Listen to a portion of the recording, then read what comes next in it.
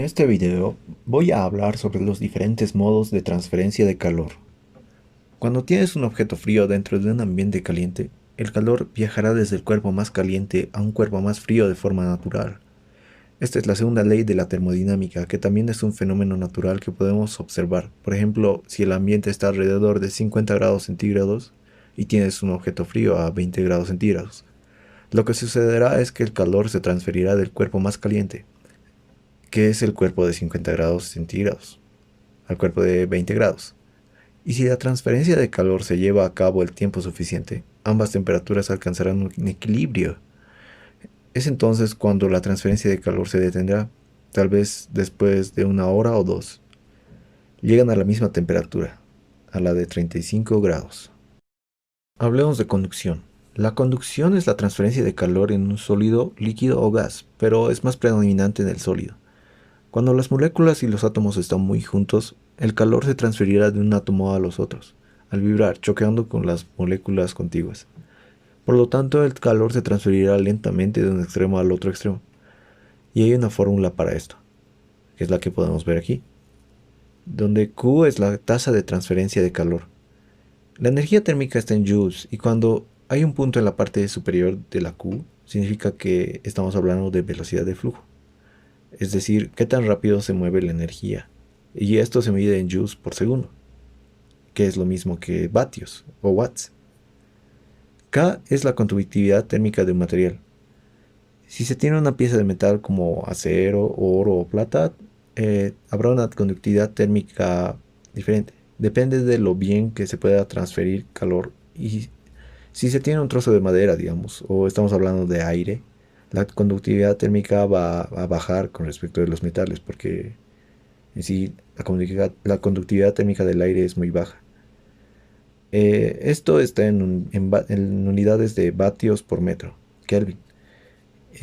Entonces, esto significa cuánto calor puede pasar por metro por un grado Kelvin. A es el área de la superficie de la que estamos hablando. Desde el punto A al punto B, esta será el área de la sección transversa que nos interesa en este estudio, por lo que se refiere a A. dt sobre Tx es la diferencia de temperatura por unidad de longitud. dt es la diferencia de temperatura. También lo podríamos llamar gradiente de temperatura. En los países fríos, por lo general, ves a personas que usan este tipo de chaquetas. Entonces, ¿por qué se usa esta chaqueta con tanta frecuencia? Porque, como se puede ver, este tipo de tela o esta ropa es capaz de atrapar una capa de aire en su interior. Todas estas son bolsas de aire que hacen que la chaqueta se vea muy esponjosa y como sabemos el aire es en realidad un muy mal conductor de calor. Si se tiene una capa de aire que rodee al cuerpo, el calor del cuerpo no se va a poder perder fácilmente debido a esto, debido a que el valor de K va a ser muy alto y por lo tanto la transferencia de calor por conducción desde el cuerpo al entorno va a estar muy reducido.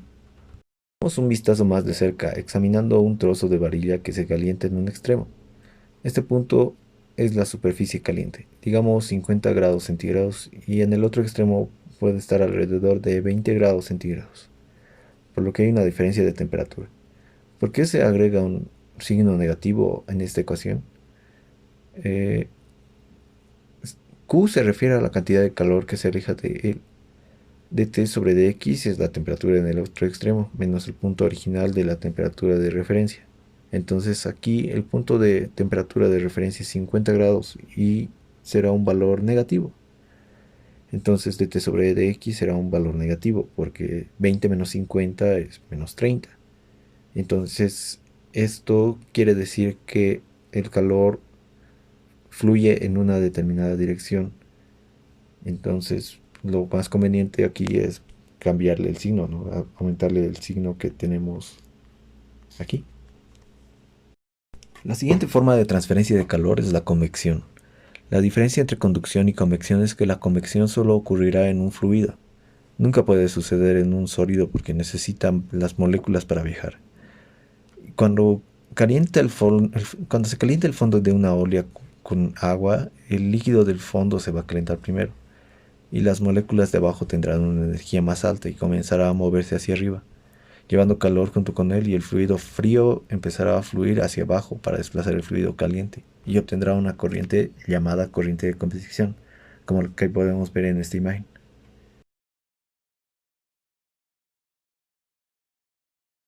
Esta es la fórmula que gobierna la cantidad de transferencia de calor por convección, donde H es el coeficiente de transferencia de calor y el valor depende del tipo de fluido que transporta el calor.